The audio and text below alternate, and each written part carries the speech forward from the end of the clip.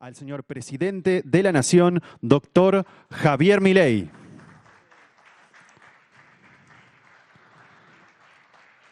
Lo acompaña la señora secretaria general de la Presidencia, la licenciada Karina Milei. Me hago cargo de esto directamente. Vengo y listo. ¿No?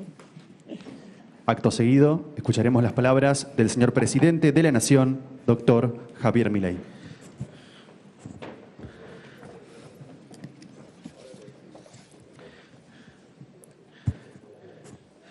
Buenas tardes a todos. Primero que nada, quiero agradecer a este foro por su invitación. Hoy es un día especial. Se cumplen 2 años exactos de aquel balotaje en el cual los argentinos eligieron al primer presidente liberal libertario de la historia, no solo local, sino del mundo, así que algo bastante raro. Como siempre he dicho, algo así no ocurre en condiciones normales de presión y temperatura. Sucede que la situación que estaba dejando los políticos era desastrosa. La Argentina estaba al borde del precipicio y reclamaba un cambio drástico y de fondo, y por eso fuimos electos. Con ese mandato, dedicamos los primeros 2 años de nuestra gestión a resolver los problemas macro y sacar de terapia intensiva al paciente crónico que era la economía nacional. Hoy, 2 años después, comenzamos una segunda mitad de mandato que dedicaremos a generar las condiciones para crecer lo más posible, lo más rápido posible. Por eso, más que nunca necesitamos de la participación activa de empresarios y grandes exponentes del sector privado para sacar el país adelante. Como siempre digo, no hay nada mejor para un trabajador que un empresario, ni nada mejor para un empresario que un trabajador. Por eso, espacios como este son cruciales para construir la Argentina del mañana. Y esto es así porque hoy estamos en el umbral de un cambio gigante en nuestro país.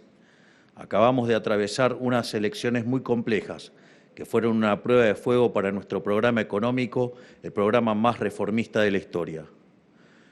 Digo, para tener un orden de magnitudes, el gobierno de Menem hizo, que era el que más reformas había hecho 100 reformas estructurales.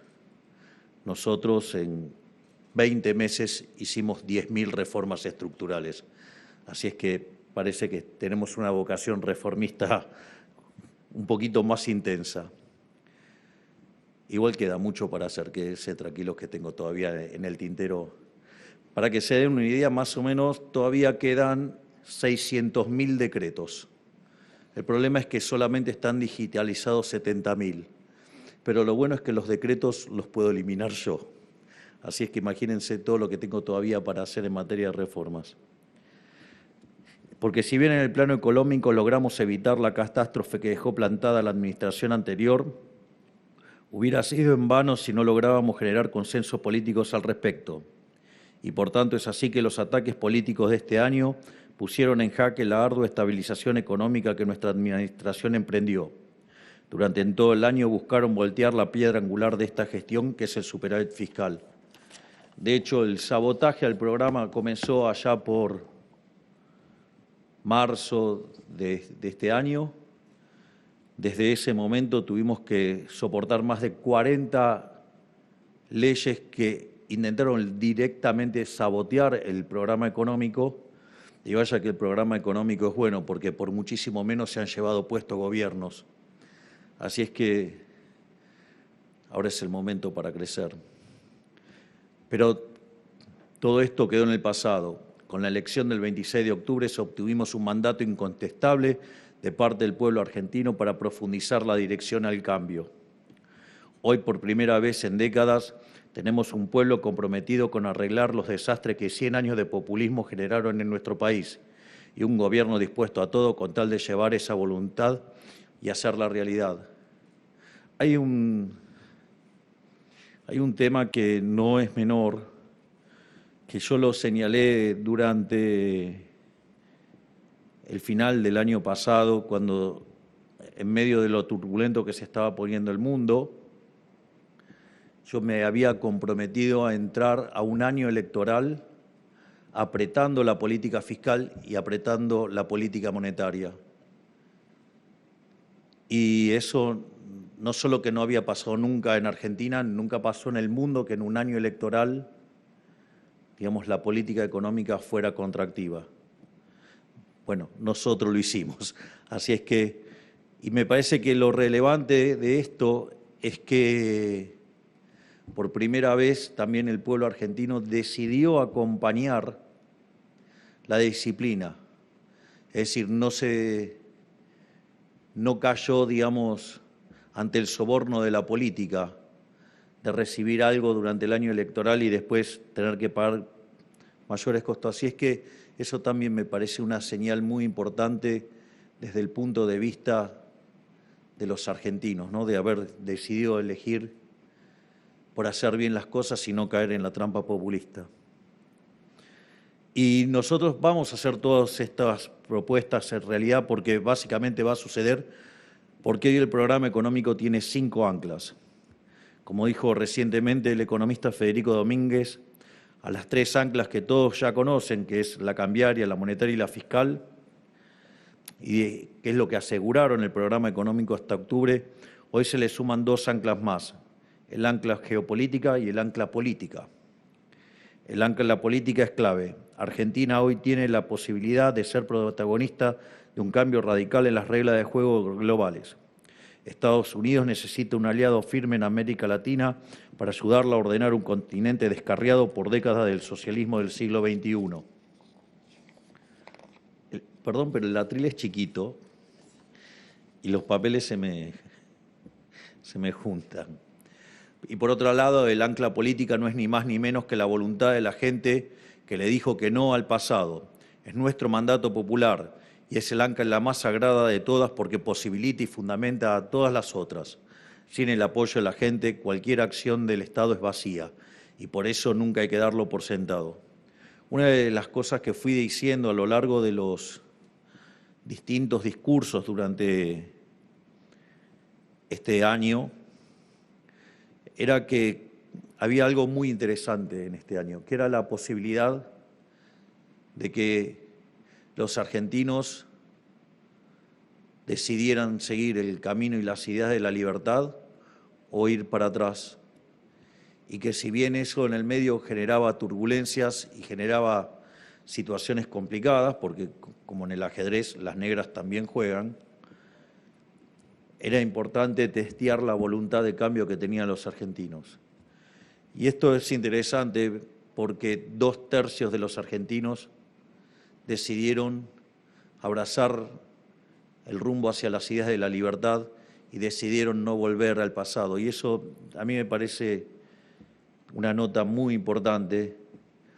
Digo, al margen de que si uno mira las elecciones en términos de las distintas fuerzas y no ajustando y mezclando cosas que no se mezclan y que después los hechos demostraron que no se juntaban ni no se sumaban, y que era solamente una estrategia para maquillar lo que iba a ser una derrota furiosa.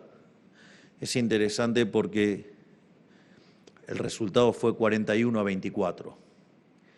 Y 41-24 se llama primera vuelta. Y eso abre las perspectivas para, digamos, no solo para que estemos más tranquilos, sino para poder avanzar con mucha más fuerza, porque nosotros no vamos a calmar nuestra vocación reformista. Y el apoyo que hemos tenido lo que va a hacer es que aceleremos aún más. Así es que abróchense los cinturones porque van a haber muchas más reformas. También tenemos que entender que esto no sucedió nunca antes en nuestra historia. Ningún gobierno vivo experimentó, ningún argentino vivo experimentó nada similar a lo que vamos a vivir en los próximos años. No solo desde lo económico, dado que hace más de 120 años que Argentina no estaba en superávit sin default, sino desde lo político.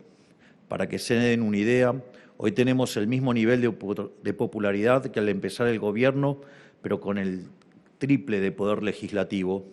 Y esto luego de haber hecho todo el trabajo sucio de ordenar las cuentas públicas en estos 2 años. Si en diciembre del 2023 le decíamos que íbamos a estar así hoy, creo que ninguno de ustedes se lo hubiera imaginado. Esa es la realidad. Y por eso hoy tenemos la posibilidad de desandar 100 años de errores económicos, 100 años que vieron la caída de nuestro país a la mitad de la tabla en el concierto de las naciones y a nuestro pueblo en la pobreza. Y que dicho sea de paso, si la crisis hubiera estallado, junto a la hiperinflación, hubiéramos visto niveles de pobreza arriba del 90% y hoy estaríamos viviendo una realidad como la de Venezuela. A veces es muy difícil internalizar el contrafáctico y a veces cuando uno lo describe también parece como exagerado, pero los que estuvimos sentados en la silla eléctrica ya les vamos a contar algún día lo que es vivir una temporada en el infierno. Pero esta caída es hoy una oportunidad, porque Argentina con tan solo hacer las cosas bien tiene la posibilidad de hacer un catch-up en su crecimiento económico, porque como calculó Juan Pablo Nicolini, con tan solo conseguir el equilibrio fiscal, Argentina podría crecer en términos per cápita al 4% durante 35 años. Esto también es interesante porque esto lo mismo lo señala el propio Nicolini, que señala que cuando él hizo el trabajo con Quijote, que lo hicieron para la Reserva Federal de Minneapolis, ellos no hicieron una discriminación en el tipo de ajuste, o sea, solamente se hizo foco en el equilibrio fiscal y que con solo, asegurar el equilibrio fiscal generaba un 4% per cápita y nos permitía hacer la convergencia en 35 años. Convergencia es alcanzar en términos dinámicos el PBI per cápita de Estados Unidos, para ponerlo en términos más fáciles. Y lo interesante es que lo que decía el propio Juan Pablo era que no discriminaba ese trabajo entre si eso se hizo aumentando impuestos o bajando el gasto. Y nosotros no solo que bajamos el gasto para alcanzar el equilibrio fiscal, sino que además bajamos el gasto en estricto rigor 7,5 puntos del PBI, y eso nos permitió no solo alcanzar el equilibrio fiscal, sino que hicimos algo que no hizo ningún gobierno en la historia argentina, y es que es devolverle a los argentinos 2,5 puntos en baja de impuestos. Es más, de hecho, el ajuste total terminaron siendo 15 puntos del PBI, donde 10 de esos puntos estaban dentro del balance del Banco Central, y eso es lo que permitió que haya una recuperación del crédito, porque esos fondos que se los llevaba el Estado pasaron a dinamizar el crédito.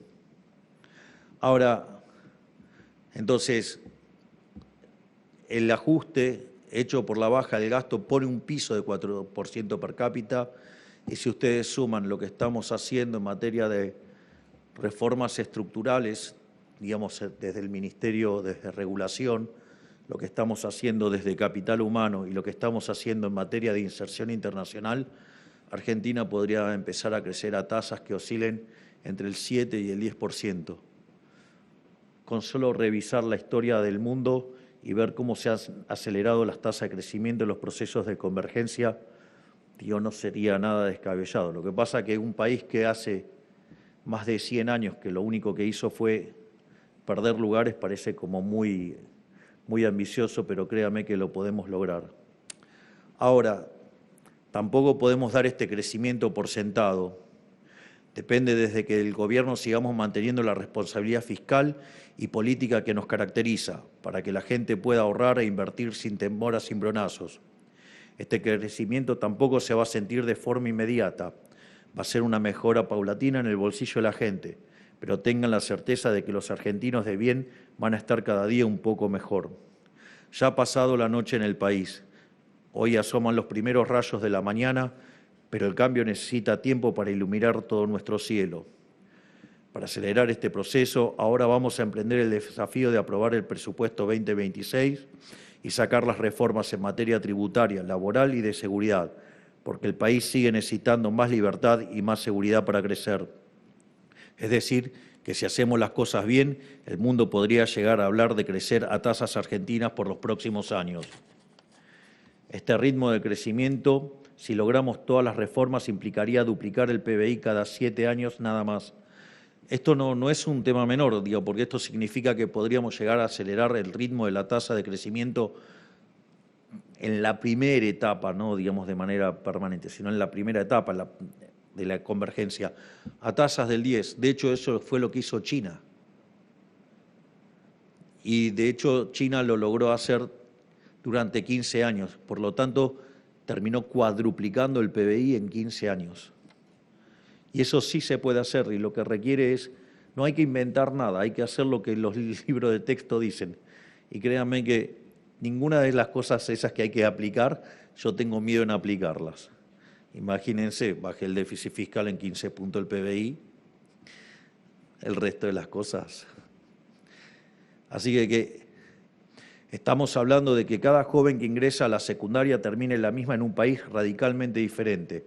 Estamos hablando de que gente que sepa que mañana siempre va a ser mejor. Estamos hablando de volver a ser grande de una vez por todas a la Argentina nuevamente.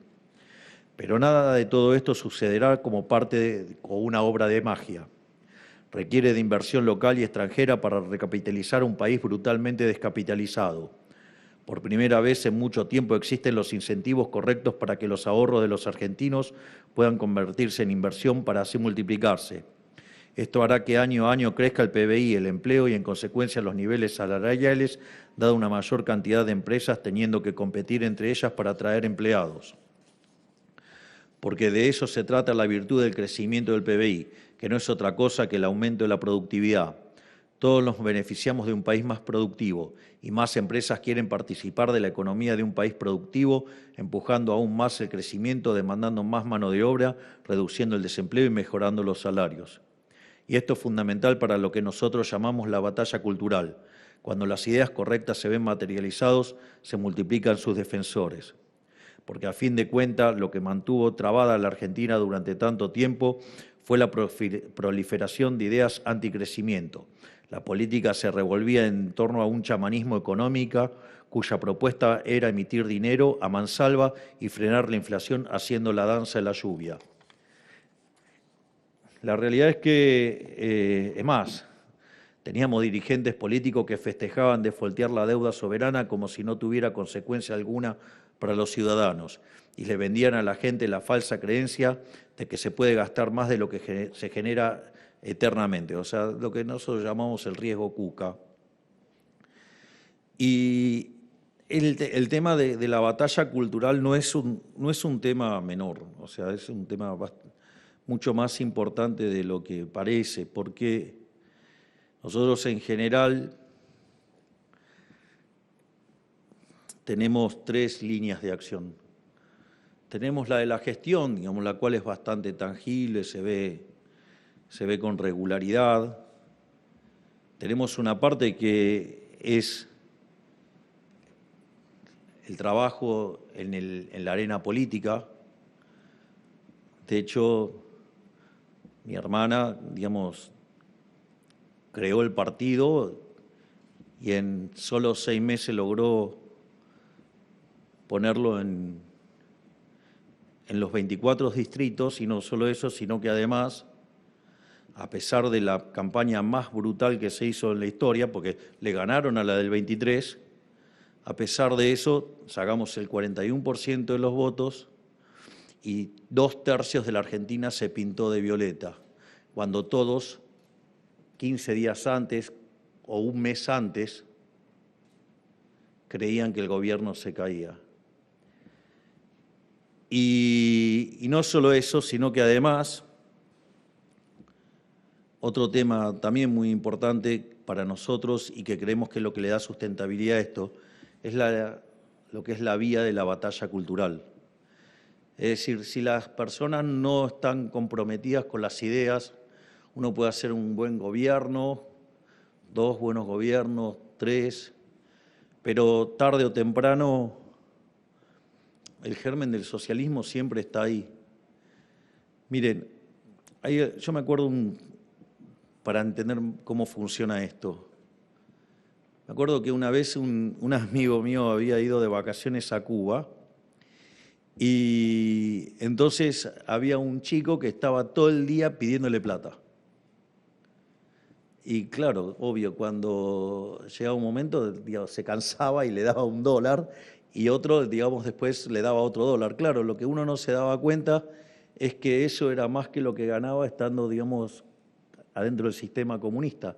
Entonces, digamos, en el socialismo, digamos, o quienes son estos parásitos, en realidad tienen el incentivo es todo el tiempo tratar de robar al productivo. Y todo es una gran construcción y un gran relato para justamente robarle al sector productivo. Y ellos siempre van a estar el acecho. Y cuanto más fuerte sea el proceso de crecimiento y más prosperidad haya, como ellos son parásitos, más van a redoblar la apuesta. Por eso es tan importante la batalla cultural, digamos, y por eso, digamos, uno tiene que trabajar fuertemente en transmitirle, digamos, los valores a las personas y dejar de manifiesto, digamos, que lo único que traen esas ideas es no solo que traen atraso, sino todo lo que implica en términos de valores. De hecho, las sociedades que son más socialistas son menos felices, porque básicamente abrazan la idea de la envidia, el odio, el resentimiento, el robo, digamos, el trato desigual frente a la ley. Nada bueno de eso puede salir. De hecho, eso era Sodoma, y Sodoma terminó destruida. Entonces, justamente esto es lo que estamos combatiendo día a día en cada paso que damos. Por eso la defensa constante de las ideas de la libertad es tan importante para fortalecer este proceso, porque la credibilidad y el futuro de la Argentina dependen de que esas ideas no vuelvan a conquistar el ideario popular. No podemos permitir de nuevo que el socialismo frene en seco el proceso de acumulación de capital argentino, porque eso es lo único que convierte a las naciones en potencia vía aumento de productividad y calidad de vida. Por esto mismo estamos ingresando ahora en un círculo virtuoso donde crecimiento económico y batalla cultural se retroalimentan. La mejora de la calidad de vida afianza más y más votantes y esto profundiza aún más el crecimiento económico. En octubre cruzamos el Rubicón de este proceso y ya no hay vuelta atrás. Hoy llegó el momento de que la Argentina crezca. Pero no podemos dar esto por sentado. Todavía depende de nosotros no descuidarnos ni bajar la guardia. Sabemos lo que está en juego y sabemos que los adversarios buscan cada oportunidad posible para volver a hincar sus dientes sobre el erario público. Ellos van a estar pendientes a cualquier error de nuestra parte y no podemos darles el gusto. No podemos ni vamos a relajarnos, no vamos a bajar los brazos, vamos a pelear cada batalla como si fuera la última. Digo, lo cual le consta que cada batalla me la tomo como si fuera la última. Ya vimos hace pocas semanas lo que sucede cuando trastabillamos y ellos se relamen soñando con volver. Por eso hay que redoblar la apuesta.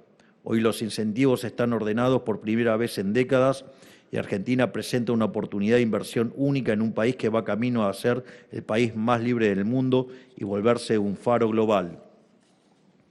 De todos estos desencantos aprendimos finalmente lo que hay que hacer y cómo hay que hacerlo.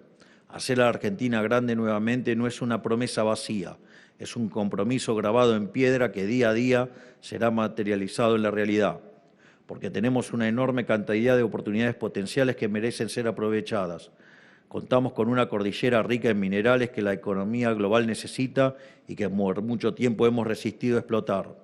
Contamos con una riqueza de ecosistemas única que permite diversificar nuestra economía, desde la agricultura en la llanura pampeana a la extracción de petróleo y gas en el desierto, el turismo en los lagos o el vino en la montaña. Y por si eso fuera poco, tenemos como objetivo ser pioneros en la industria de la inteligencia artificial y volver a ser referentes en la industria de la energía nuclear, dada nuestra inmensa cantidad de tierras desérticas a bajas temperaturas. Es interesante mencionar lo de la inteligencia artificial porque en realidad lo que permite la inteligencia artificial es potenciar los rendimientos crecientes. Y potenciar los rendimientos crecientes es permitir acelerar el crecimiento económico. Es decir, yo lo suelo mencionar a la inteligencia artificial como vendría a ser la idea de la fábrica de alfileres, pero modelo siglo XXI. Y esto es interesante porque el impacto que va a tener en la tasa de crecimiento es enorme y si nosotros picamos en punta en eso, digamos, nos va a beneficiar altamente para crecer mucho más rápido y mejorar la calidad de vida de todos los argentinos de una manera que se va a hacer muy tangible en muy poco tiempo, y eso no es un tema menor. Por eso siempre, yo recuerdo cuando estaba estudiando, cuando me tocó hacer crecimiento económico, en casi todos los libros de crecimiento económico, no digo todos porque leí muchos, pero no los leí todos, entonces hay una frase de Robert Lucas Jr. que dice que las consecuencias del crecimiento económico sobre el bienestar humano son tan estremecedoras que cuando uno empieza a pensar en esto no puede pensar en otra cosa. La realidad es que cuando era un borrego estudiando en la universidad, dije otro profesor que cree que su materia es la más importante, lo cual después de ya siendo un señor más grande me di cuenta que está bueno que así sea, porque eso hace que uno dé la materia con mucha pasión, porque cree que es la más importante, con lo cual no estaba mal, pero al margen de eso, después los devenires de la vida me llevó a especializarme en crecimiento económico y lo mejor de todo es que descubrí que Lucas tenía razón. O sea, cuando uno empieza a pensar este tipo de cosas, es tan impactante sobre el bienestar humano que ciertamente no puede dejar de pensar en otra cosa. Debe ser por eso que duermo entre 4 y 6 horas por día. O sea, pero bueno, el que le gusta el durazno que se banque la pelusa. Así que acá estoy. Y esto, digamos, va a generar que inevitablemente a lo largo del trabajo de la gente valga cada día más. Y esto significa mejores salarios y una economía pujante que permita que los argentinos vivan vidas plenas lejos de la miseria que nos trajo el socialismo del siglo XXI. Para seguir llevando adelante todo esto, lo que hicimos fue nada más y nada menos que volver a abrazar las ideas del capitalismo de libre empresa, que no son otras cosas que los valores morales judeo-cristianos que hicieron grande a Occidente en primer lugar. Esto, digamos, es muy interesante. Cuando lo condecoré a Jesús Huerta de Soto, quedé muy impactado con uno de sus trabajos que se llama La teoría de la eficiencia dinámica, que básicamente es un trabajo que muestra cómo las ideas de la libertad conllevan al máximo crecimiento económico y más allá, digamos, de los planteos donde se revisa toda la literatura en términos de análisis de bienestar, lo interesante es cuando llega a la parte 4, que es la parte final del trabajo, dice que eficiencia y justicia son dos caras de la misma moneda. Digo, yo entiendo que a muchos les debe parecer una obviedad, pero para los que estamos formando en economía es todo un hallazgo. Porque básicamente lo que dice es que algo que es, digamos, eficiente no puede ser injusto. Es decir, en el altar de la eficiencia paretiana no podemos estar sacrificando la justicia. Y eso los economistas lo hacen regularmente. La política lo hace regularmente. La política en general se guía por cuestiones utilitaristas, no por cuestiones de valores. Sin embargo, una de las cosas que nosotros hemos decidido desde el primer momento en que llegamos a la administración fue, al menos esa es mi tarea, fijar el norte, decir a dónde queremos ir y qué instrumentos está permitido usar y qué instrumentos no voy a tolerar que usemos. Nunca el cálculo político utilitarista va a estar por encima de los valores. Y esto es muy interesante porque cuando ustedes lo plantean en estos términos, el resultado que deriva Huerta de Soto es maravilloso, porque entonces implica que todo lo que es eficiente necesariamente tiene que ser justo, es decir, lo eficiente tiene que ser justo. Es decir, ustedes no pueden sacrificar nada, digamos, en términos de justicia por una supuesta eficiencia. Eso es hacer mal la cuenta, como decirlo de alguna manera. Ahora, la reflexión más extrema de todo esto es que si ustedes obran de manera justa, y eso lo sabemos todo, porque está en nuestra base de los valores judeocristianos, es que haciendo lo que es correcto, ética y moralmente correcto, pueden no saber nada de economía y conducir a la economía en el máximo sendero de crecimiento, generando bienestar para todos. Y eso, además, anclado sobre los valores, generan sociedades mejores, no una sociedad de envidiosos y resentidos que están dispuestos a destruirlo todo, digamos, porque no le gusta al otro. Por lo tanto, como decía antes, no solo es la cuestión de la gestión, no solo, digamos, es la arena política, sino que también es la vía de la batalla cultural, porque abrazar los valores judeocristianos es lo que nos va a permitir conseguir los logros civilizatorios y de bienestar de Occidente.